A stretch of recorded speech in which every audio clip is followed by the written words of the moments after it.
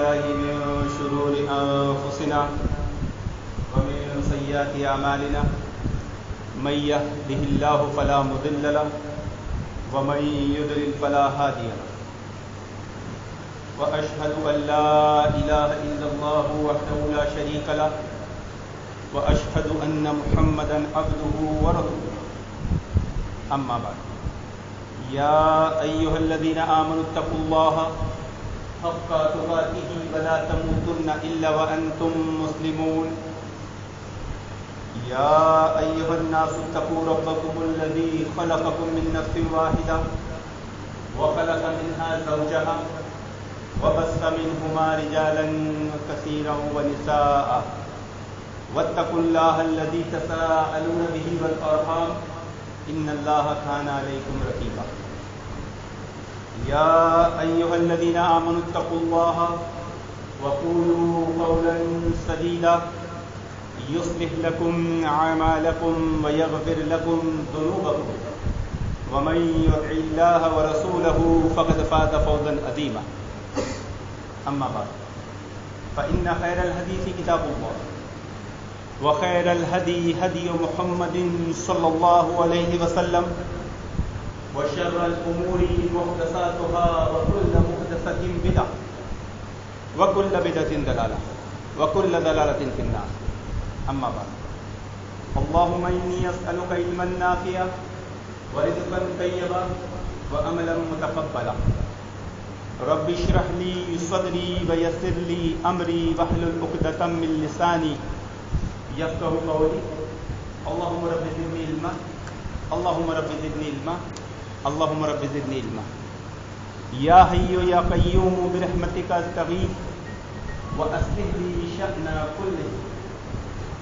لي شأننا كله ولا تكلني إلى نفسي طرفة عين أبدا أستغفر الله الذي لا إله إلا هو الحي القيوم وأتوب إليه اللهم أحسنت خلقي فأحسن خلقي اللهم أحسنت خلقي فأحسن خلقي اللهم أحسنت خلقي فأحسن خلقي رب نجني من القوم الظالمين رب نجني من القوم الظالمين رب نجني من القوم الظالمين اللهم لا سهل إلا ما جعلته سهلا وأنت تجعل الحزن سهلا إذا شئت بے شک تمام تعریف اکیلے اللہ وحدہ لا شریک کے لیے سزاوار ہے. ہم اس کی حمد بیان کرتے ہیں, ہم اس سے مدد طلب کرتے ہیں, ہم اس سے توبہ کرتے ہیں, ہم اس سے مغفرت طلب کرتے ہیں. ہم اللہ رب العالمین کی ایسی حمد بیان کرتے ہیں جو مکمل مسلسل مستقر ہو, اور اس کی یہ کہ بعد دیگر نازل ہونے والی نعمتوں کا شکر ادا کرتے ہیں, ایسا شکر جس میں مسلسل اضافہ ہوتا رہے. اور بھی بڑا درود و سلام اللہ کے نبی صلی اللہ علیہ وسلم اور آپ کے اصحاب پر. اللهم صل على محمد وعلى ال محمد كما صليت على ابراهيم وعلى ال ابراهيم انك حميد مجيد.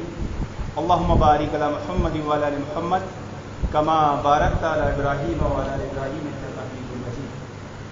حاضرین جمعہ, میرے دینی مل اسلامی بھائیوں اور پردہ نشین خواتین و حضرات اور میری ماں بہنوں, آج کے خطاب کا عنوان وہی گزشتہ ہفتے والا توحید کی اہمیت و فضیلت میں توحید کے تقاضے. ایک سوال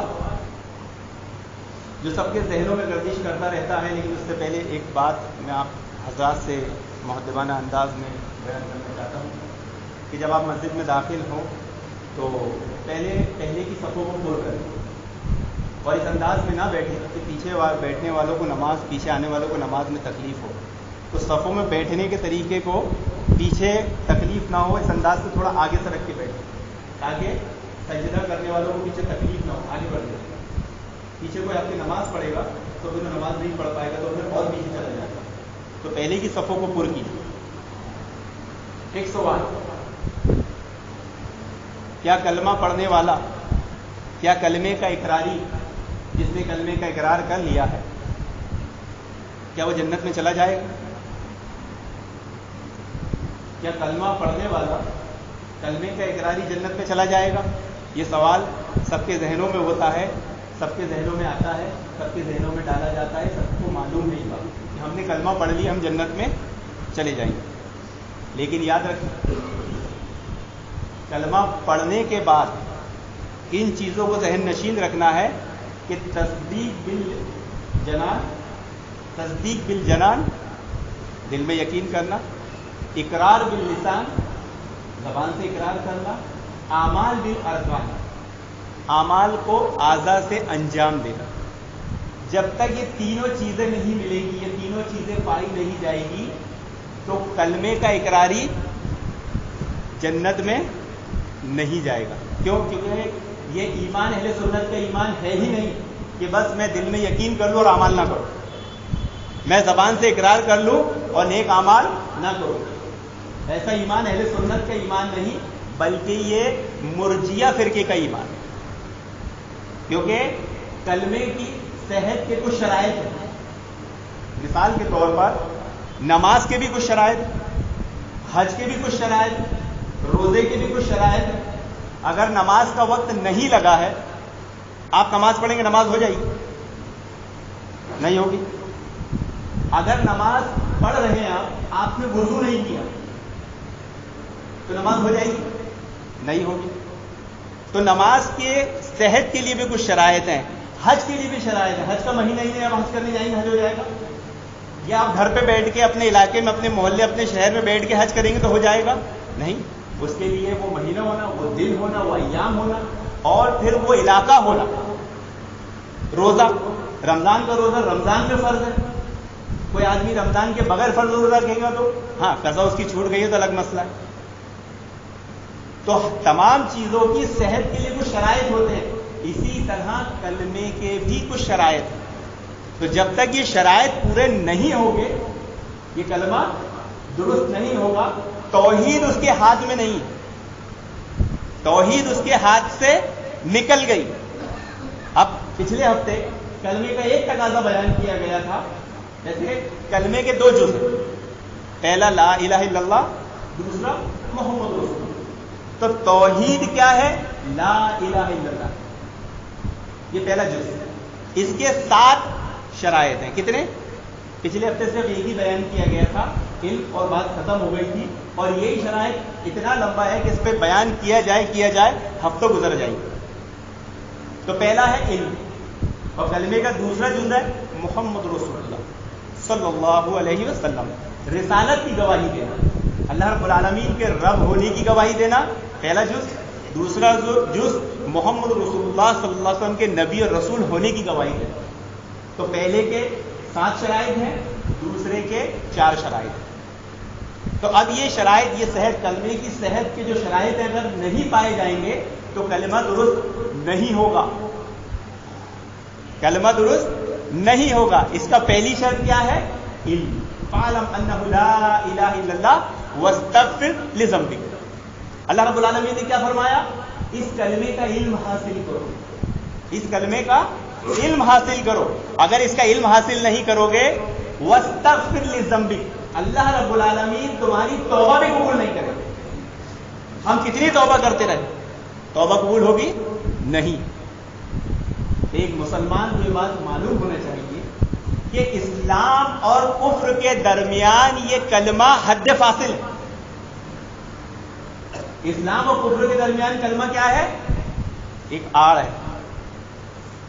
کلمہ آڑ ہے، کلمۃ التقوی اور عروۃ الوثقی، ایک مضبوط بندھن.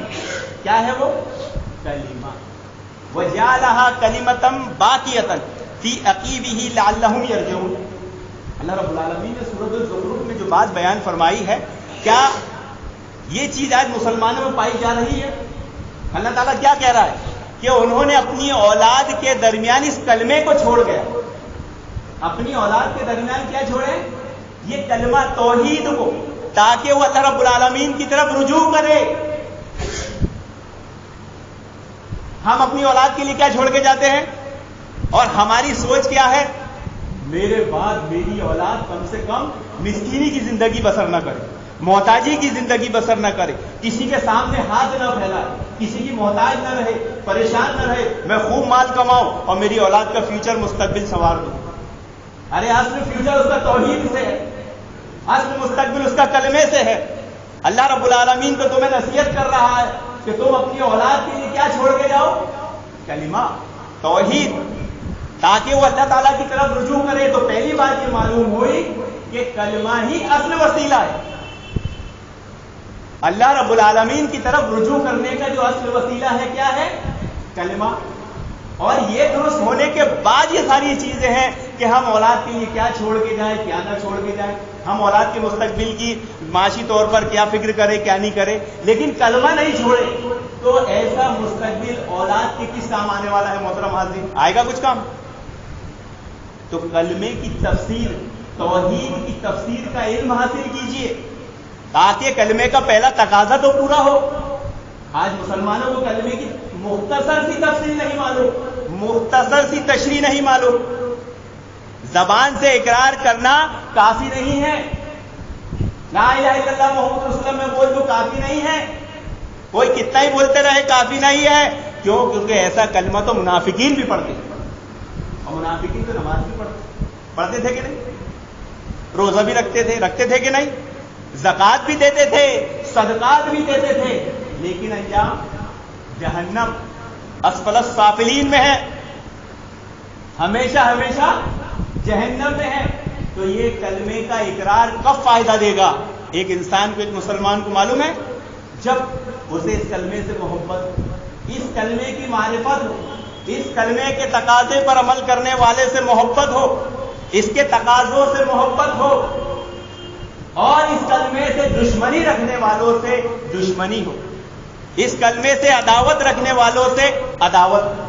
جب آپ کلمے کی یہ تفسیر اپنے بچوں کو، اپنی بہن بہو بیٹیوں کو پڑھائیں گے، اپنے نوجوان بچے لڑکے لڑکیوں کو پڑھائیں گے، تبھی تو ان کے دل میں یہ آئے گا نا کہ کفار سے محبت نہیں کرنے کا، اس سے عشق و عاشقی کی پینگیں نہیں لڑانے کا. اگر ایسا کریں گے تو ہمارا کلمہ ہی درست نہیں ہے. کیونکہ آج کلمہ تو کیا سمجھ لیے کہ کفار سے محبت بھی دلی کر رہا ہے آدمی، عشق و عاشقی میں لڑا رہا ہے، وہ جنت میں بھی چلا جائے گا.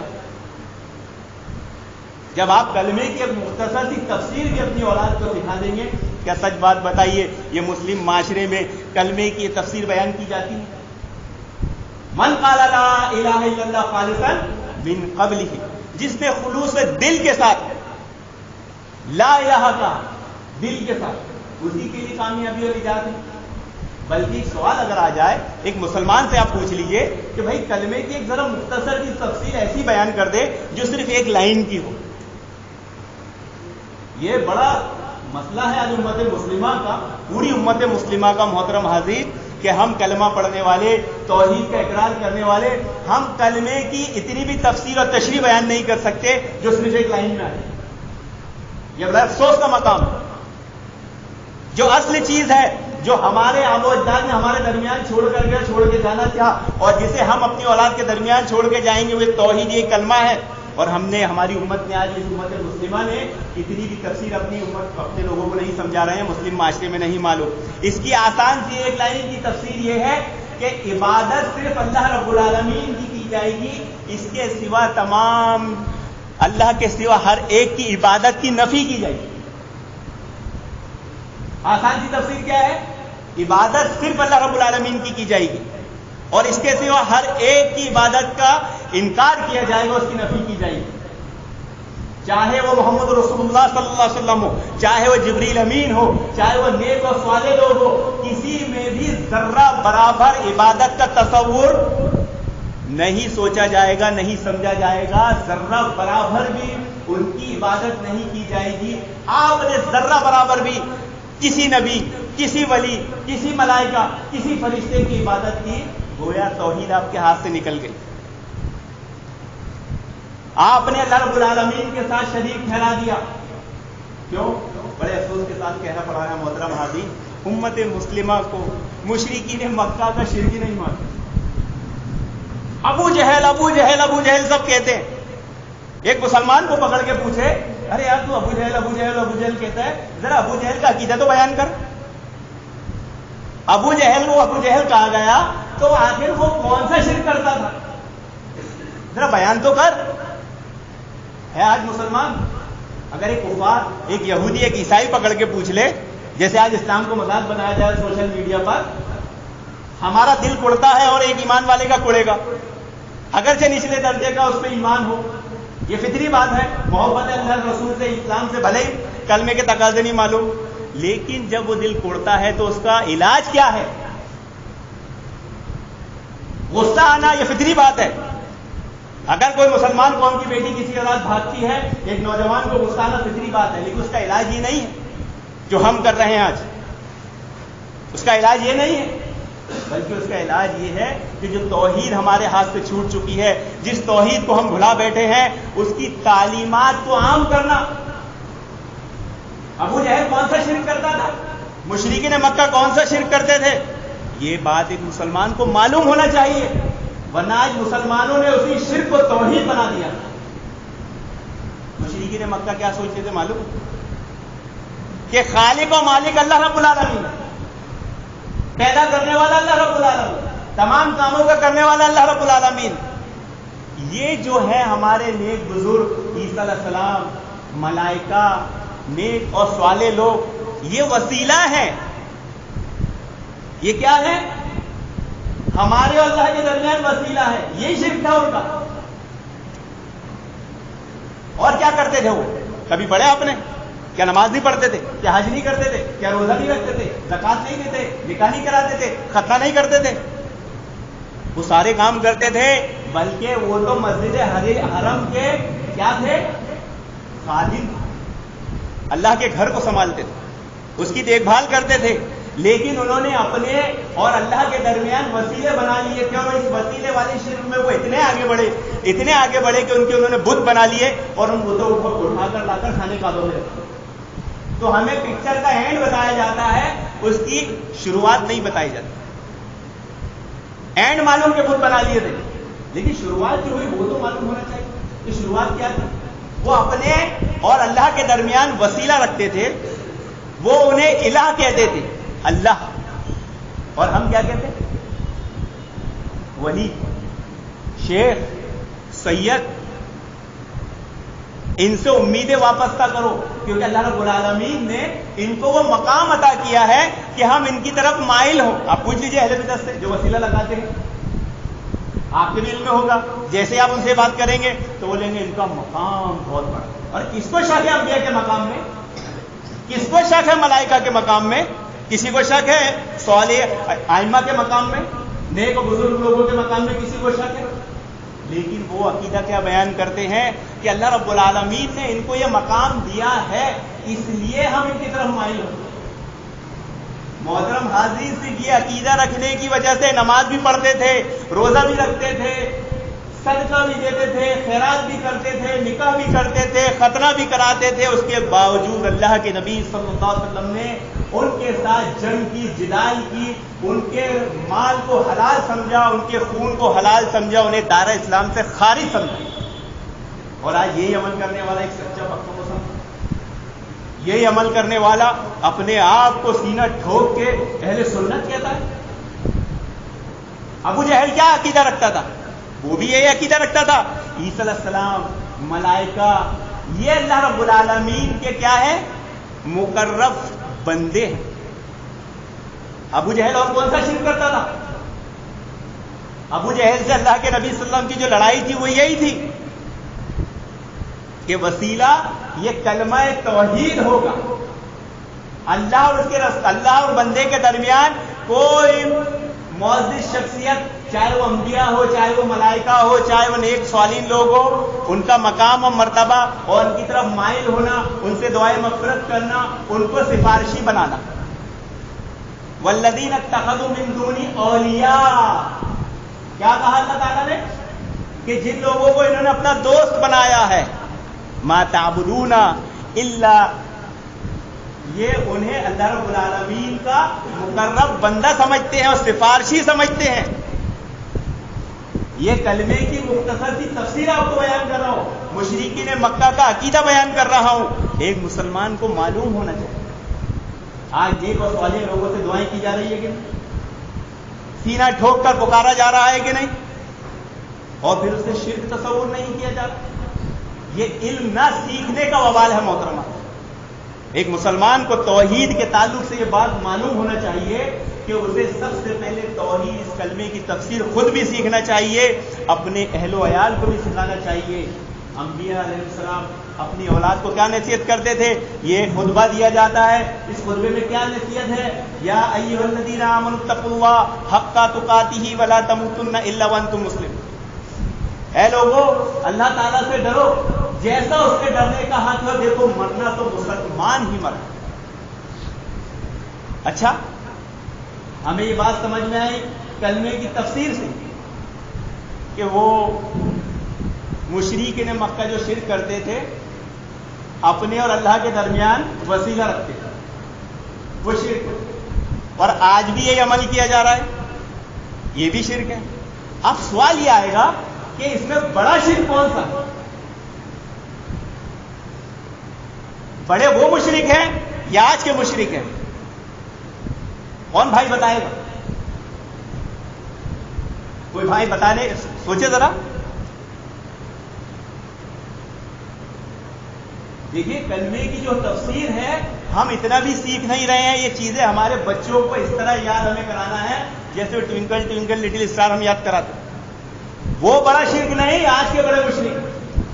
کیوں؟ کیونکہ وہ لوگ مصیبت تکلیف میں صرف اللہ رب العالمین کو پکارتے تھے۔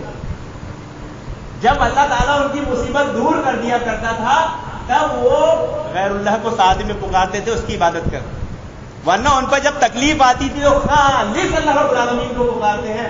اور آج کا ایک کلمہ پڑھنے والا جیسی کوئی تکلیف آتا ہو، کلمہ پڑھنے والا کوئی عامی نہیں، بلکہ ان کی نظر میں ان کا عالم، کوئی تکلیف مصیبت آتی ہے سب سے پہلے غیر اللہ کو پکارتا۔ تو کلمے کی اتنی تفسیر آپ کو معلوم ہونا چاہیے کہ اس دور کے مشرکین کا شرک بڑا نہیں، بلکہ اس دور کے مشرکین کا شرک بڑا ہے۔ اور یہ کیوں ہے؟ وجہ کیا ہے؟ علم نہ سیکھنے کا وبال۔ کلمے کا پہلا تقاضا فَاعْلَمْ أَنَّهُ لَا إِلَٰهَ إِلَّا اللَّهُ، کلمے کو جانو، کلمے کو سیکھو۔ لیکن یہ امت قوالی سننے کے لیے برابر جا رہی ہے، آنکھیں پھوڑ کر رات میں جاگ رہی ہے، لیکن اگر کلمے کو سکھانے کی بات آ جائے گی تو فوراً اونگنا چالو کر دے۔ توحید کا درس دینے کی بات آ جائے گی تو فوراً اسے آلت آنا شروع ہو جائے گی، لیکن قوالی کے لیے ہزاروں روپے خرچ کیے جا رہے ہیں۔ علم نہ سیکھنے کا وبال، یہ علم نہ سیکھنے کا وبال ہے محترم حاضرین، کہ آج یہ امت قوالی کے مسئلے میں الجھی پڑی ہے۔ قوالی جائز ہے یا ناجائز ہے؟ اور بہت سے اہل توحید کو میں دیکھا ہوں جن کو اس کی فکر نہیں کہ ان کی اولاد قوالی سننے رات میں گئی۔ قوالی کا مسئلہ کیا ہے؟ میں اپنی بات نہیں، اپنے علماء کی بات نہیں بتا رہا ہوں، بلکہ اہل بدعت کے ایک عالم نے ہی اس مسئلے کو بڑے واضح انداز میں بیان کیا۔ اس نے قوالی کو جائز کہا، لیکن کب؟ جب اس میں خالص حمد و ثنا بیان کی جائے، جیسے کوئی ہم حمد بیان کرتے ہیں، نعت پڑھتے ہیں، ہم دعوت و تدریس کے کام میں شعر و شاعری کرتے ہیں، خطبات میں کبھی شعر پڑھتے ہیں حمد والے، جس میں خالص اللہ رب العالمین کا توحید بیان کی جاتی ہو، جس میں کوئی بے حیائی کی بات نہ ہو، جس میں کسی کی کوئی تذلیل نہیں کی گئی ہو، جس میں کسی کی کوئی عزت نہ اچھالی جا رہی ہو۔ اہل بدعت کا عالم کیا بیان کرتا ہے؟ ایسی قوالی اگر ہو تو وہ سننا جائز ہے، لیکن دو اصول اور بیان کیا بہت زبردست۔ قوال جو ہے وہ باشرہ ہونا چاہیے۔ آج کے قوال صورت سے دیکھو چکنے اہل سنت، داڑیاں چہرے پہ نہیں، بلکہ ایسا لگتا ہے الٹا میک اپ کر کے آئے ہیں عورتوں کی طرح۔ اور سننے والے بھی باشرہ ہونا چاہیے، بیان کرنے والا بھی باشرہ اور سننے والا بھی باشرہ۔ اب بیان کرنے والا تو سمجھ میں آیا باشرہ کیسا ہے، کہ بھائی اس کا لباس، ظاہری طور پر اس کا کلام جس میں کتاب و سنت و توحید کی بات ہے، لیکن سننے والوں کا طے کیسے کریں گے؟ تو اس نے امام غزالی کا ایک قول پیش کیا کہ قوالی سننے والا باشرہ یا قوالی سننے والا قوالی سننے کا اہل تب شمار کیا جائے گا، اس میں دلچسپی اتنی ہونا چاہیے کہ اگر وہ 7 دن کا بھوکا ہو اور اس کے سامنے کھانا رکھا ہو اور ادھر قوالی کی محفل ہو تو وہ قوالی کو چھوڑ کر قوالی سننے بیٹھے، یعنی اس میں اللہ رب العالمین کی حمد و ثنا، پیارے رسول صلی اللہ علیہ وسلم کی حمد و ثنا سننے، تعریف سننے کا جذبہ ہو، کتاب و سنت کی بات سننے کا اتنا اس میں وہ ہو ملکہ کہ وہ اس کے لیے 7 دن کی بھوک کو ترک کر دے۔ اور ہمارے وہاں کیسے قوالی سننے والے جنہوں نے نہ عشاء پڑھی نہ فجر کے ٹھکانے، اور صرف اسی دن نہیں، مہینوں سالوں سے معمول چلا. تو علم نہ سیکھنے کا وبال یہ ہوتا ہے محترم عازمین، کلمہ نہ سیکھنے کا وبال یہ ہوتا ہے کہ آدمی صرف اپنا منہج نہیں چھوڑتا، غیر منہجی باتیں نہیں کرتا.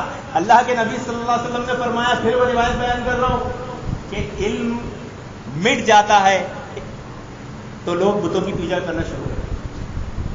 علم مٹ جانا، علم کا اٹھایا جانا، علم سے محروم ہو جانا، علم کو نظر انداز کر جانے کے وبالوں میں سے یہ ہے کہ آدمی صرف غیر منہجی باتیں نہیں کرتا، بتوں کی پوجا بھی کر سکتا ہے.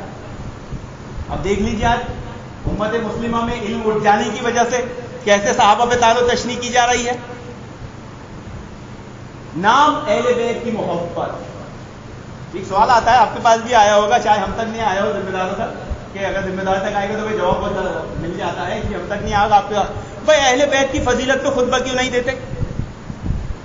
تمہاری مسجد میں اہل بیت کی محبت، اہل بیت کی فضیلت کو خطبہ نہ کیوں نہیں ہوتا؟ آپ کے سامنے آیا ہوگا سوال.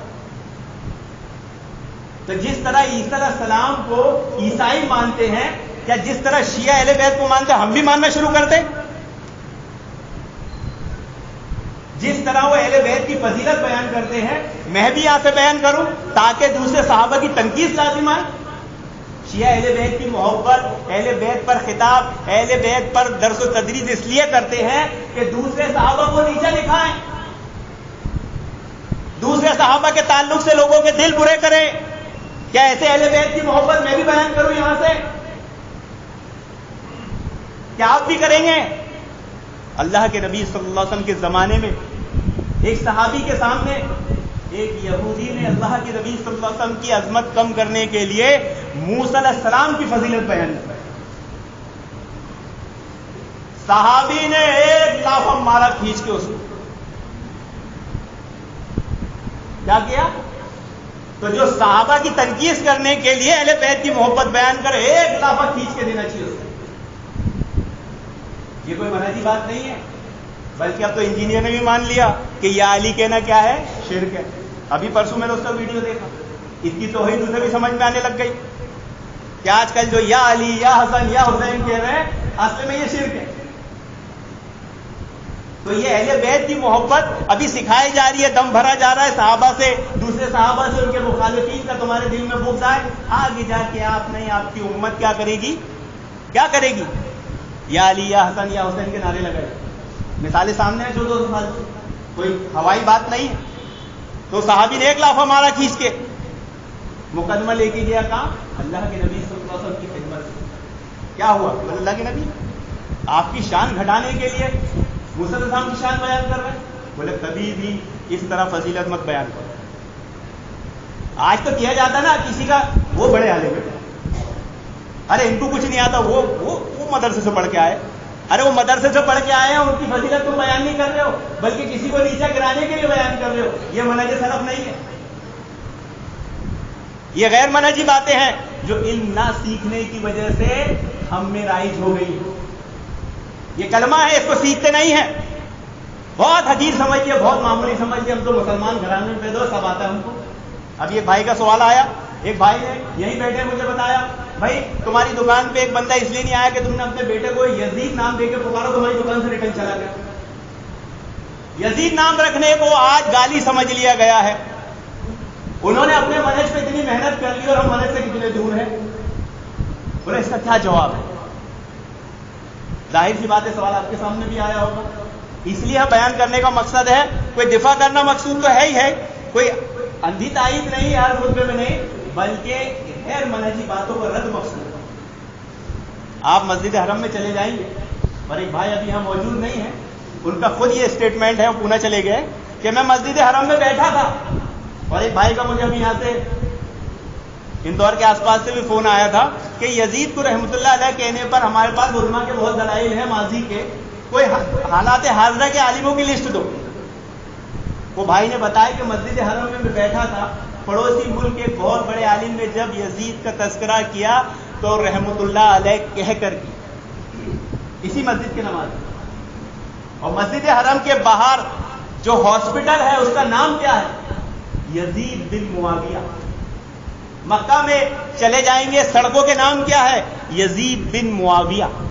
ہم تو یزید نام رکھ لیتے اور بچنے کے لیے کیا کہتے ہیں؟ ہاں ٹھیک ہے, وہ یزید کے لیے نہیں, کم سے کم صحابہ کے نام تو یزید تھے, محدثین کے نام تو یزید تھے, ہم نے اس کو دیکھ کے رکھا.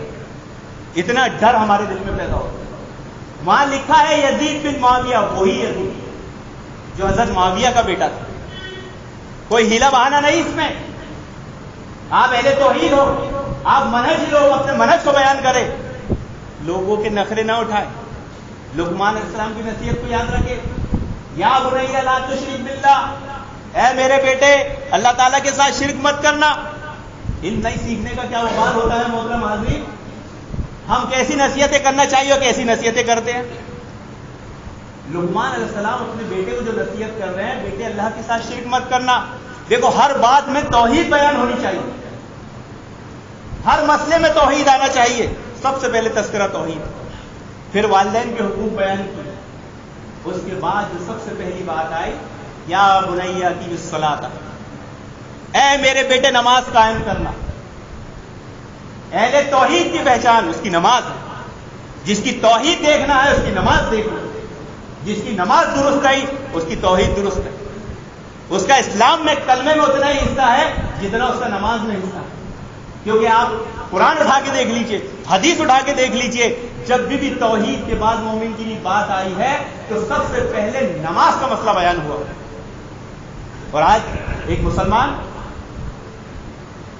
کام دھندے کے لیے نماز چھوڑ رہا ہے, مسئلے پوچھتا ہے, میں یہاں پھنسا ہوں, میری بزنس تجارت میں پھنسا ہوں, میں نماز جمع کر کے پڑھ لوں. ایک بھائی نے سوال پوچھا کہ میں صبح ہی پڑھ کے ساری نمازیں چلا جاؤں. کیا توحید سیکھے ہم نے, کیا توحید سمجھے محترم حاضر. کیا نصیحت کر رہے ہیں بیٹے, نماز قائم کرنا, حق بات بیان کرنا, لوگوں کو برائی سے روکنا. اور ایک مسئلہ کیا بیان کی معلوم, یہ بہت لمبی تفسیر ہے, کہ بیان کرو خود ختم ہو جائے گا. اس میں جو بہت پیاری پیاری باتیں لقمان علیہ السلام نے بیان کی ہیں, لوگوں سے ملنا تو گال پھلا کے مت ملنا, ولا تصعر خدک, لوگوں سے ملنا تو گال پھلا پھلا کے مت ملنا, اور گردن ٹیڑھی کر کے مت ملنا. علم نہ سیکھنے کا وبال یہ ہوتا ہے. آج ہمیں یہ بھی نہیں معلوم کہ کس سے ناراض ہونا چاہیے اور کس سے ناراض نہیں ہونا چاہیے. ایک بھائی نے مسئلہ بیان کیا کہ ایک حضرت نے آپ کو دعوت اس لیے نہیں دیے کہ آپ سے ناراض ہیں. اچھا, کیا ناراضگی ہے, کیا ناراضگی میں ہم کو دعوت نہیں دی؟ ناراضگی پوچھی جائے کیا ہے, وہ استدلال کیا ہو رہا ہے کہ اللہ کے نبی صلی اللہ علیہ وسلم نے ان صحابہ سے گفتگو بند کر دیے تھے, 50 دن بات نہیں کیے, مسجد میں بھی آتے تو منہ پھیر لیتے. استدلال بھی وہاں سے ہو رہا ہے.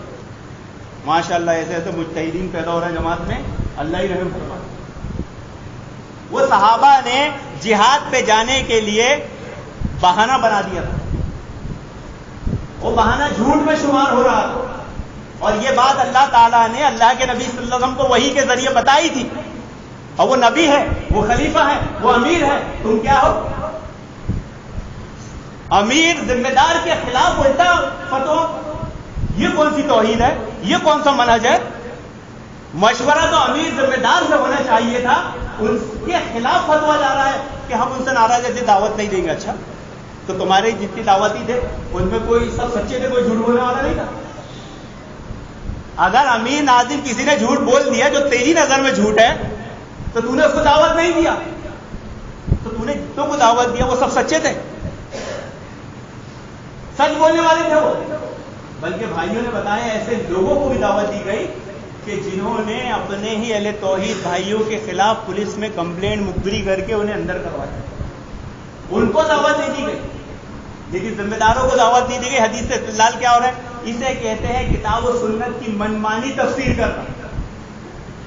اور ایسی تفسیر کو ہم تفسیر منمانی مان بھی نہیں رہے ہیں, کیونکہ ہمارے پاس بھی وہ منہج, وہ صحت نہیں ہے محترم. ہم نے بھی توحید ہم نے اتنے نہیں سیکھے, ہم نے بھی کلمے کو جاننے کو, منہج کو سیکھنے کی اتنی مشقت ہی نہیں کی ہے کہ کسی سے ملنا تو گال پھلا کے مت ملنا, کسی سے ملنا تو گردن ٹیڑھی کر کے مت ملنا.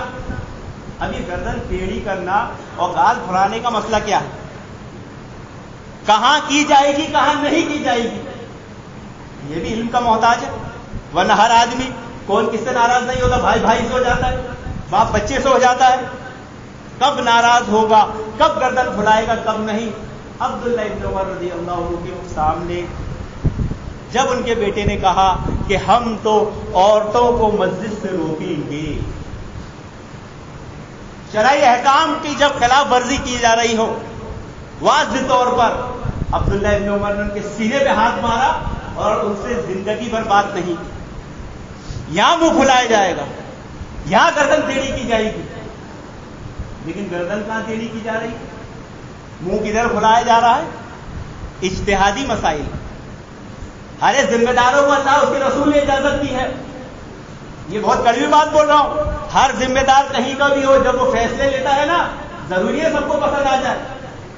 کوئی ایسا بتا دو کہ سب کو پسند آیا ہو، تو کیا تم گردن ٹیڑھی کرنا شروع کر دو گے؟ کیا تم گال پھرانا شروع کر دو گے؟ یہ گال پھرانا شروع، بلکہ ایسے لوگوں کی اصلاح کی جانی چاہیے کہ تمہیں گردن نہیں ٹیڑھی کرنا ہے، تمہیں منہ نہیں پھلانا ہے، یہ تمہارا حق نہیں ہے چھوٹی چھوٹی باتوں پر.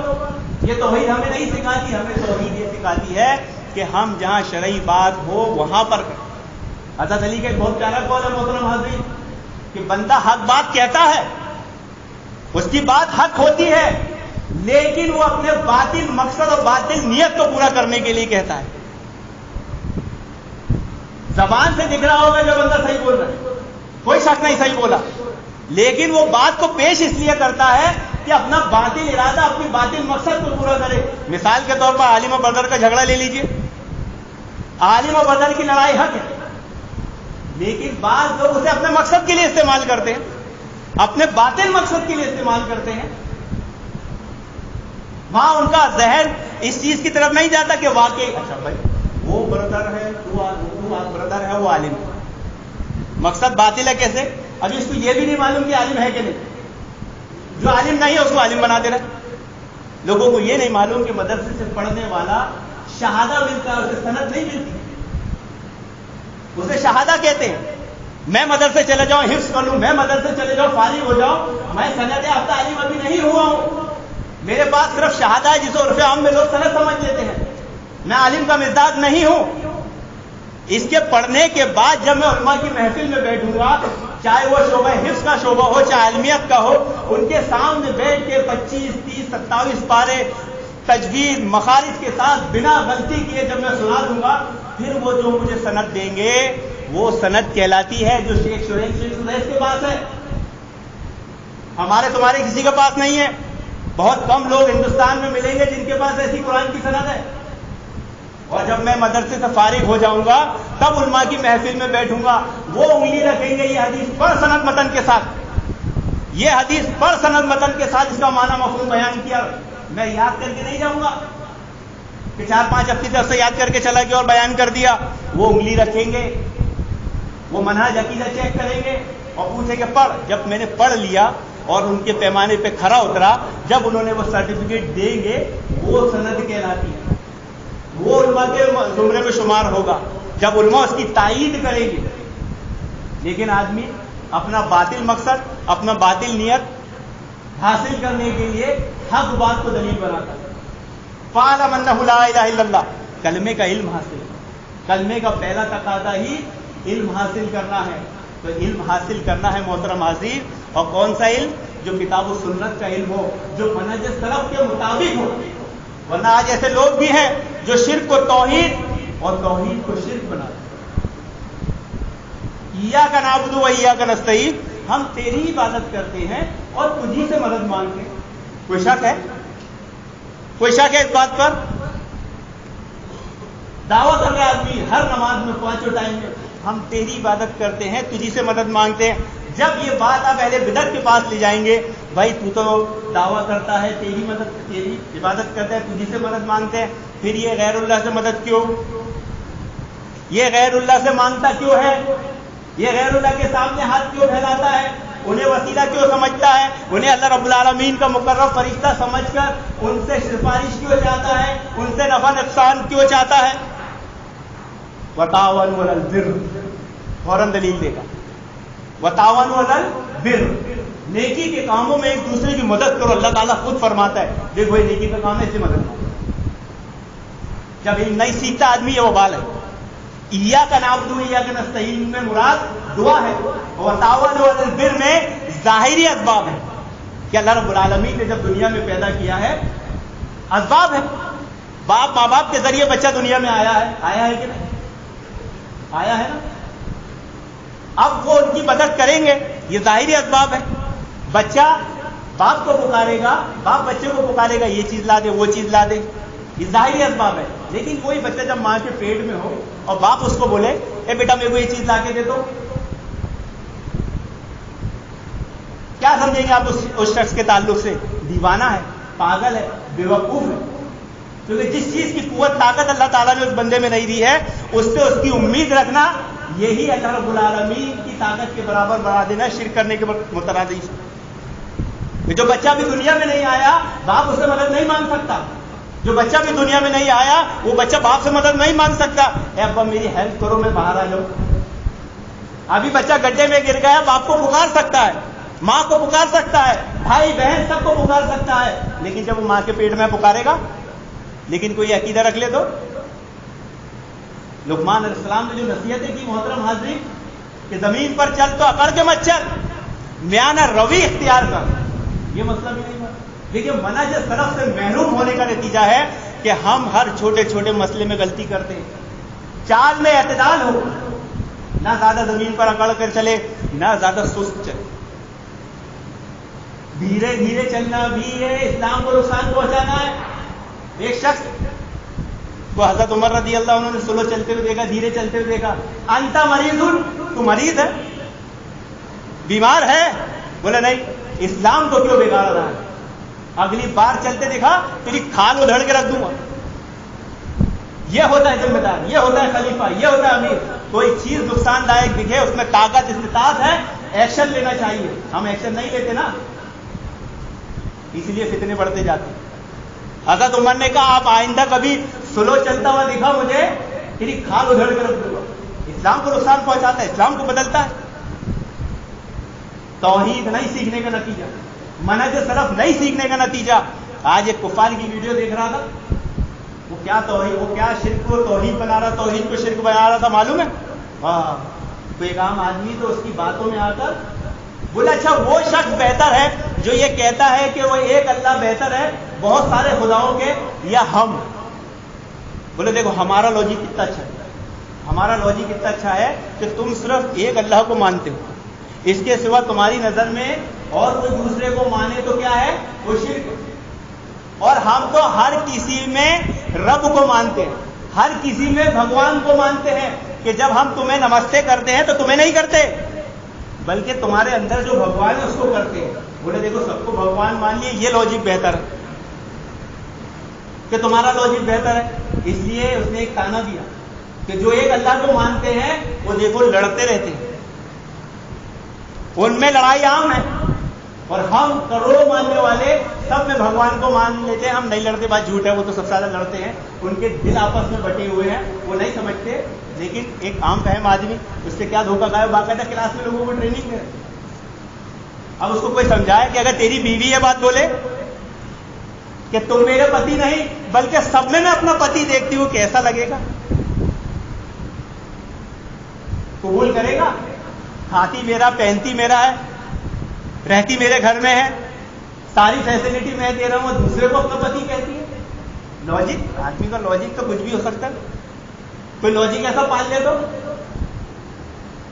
توحید نہیں سیکھنے کا, توحید کی دعوت کو عام نہیں کرنے کا یہ نتیجہ ہے محترم حاضرین, کہ آج علم کی وجہ, علم نہ سیکھنے کی وجہ سے ایسی ایسی باتیں عام ہو جا رہی ہے, ایسی ایسی جہالت ہم میں عام ہو رہی ہے, جس کی سربات کے لیے ہمیں کوشش کرنی ہے. اس کلمہ توحید کو سیکھنے سکھانے کی فکر کرنا ہے. منہج سلف اصل ہے, منہج سلف کے مطابق سیکھنا ہے, تبھی ہماری اصلاح ہوگی, تبھی ہمارے اختلافات دور ہوں گے, تبھی ہم ایک امت بن کے ابھریں گے, تبھی اس دنیا سے شرک و بدعت کا خاتمہ ہوگا. اللہ رب العالمین سے دعا کہ اللہ رب العالمین ہمیں توحید سیکھنے سمجھنے کی ایک توفیق عطا فرمائے اور ان تقاضوں پر عمل کرنے کی ایک توفیق عطا فرمائے. آمین یا رب العالمین. وآخر دعوانا الحمدللہ.